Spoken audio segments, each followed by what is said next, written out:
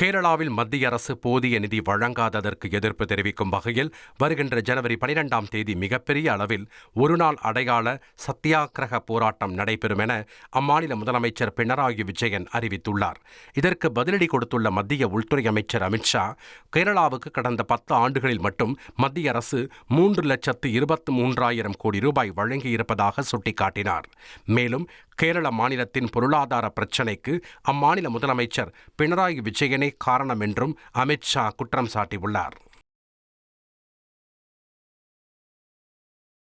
கேரளாவில் விரைவில் பாஜகவைச் சேர்ந்தவரை முதல்வராக அமர வைப்பதை நோக்கி செயல்பட வேண்டும் என பாஜக நிர்வாகிகள் மத்தியில் மத்திய உள்துறை அமைச்சர் அமித்ஷா பேசியுள்ளார்.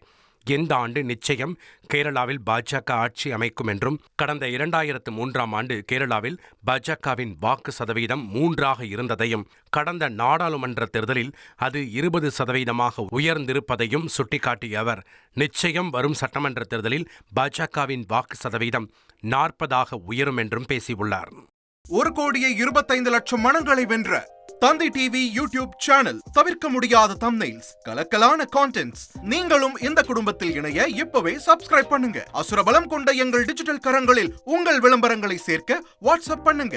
8939888378. Email advttv@dttv.in.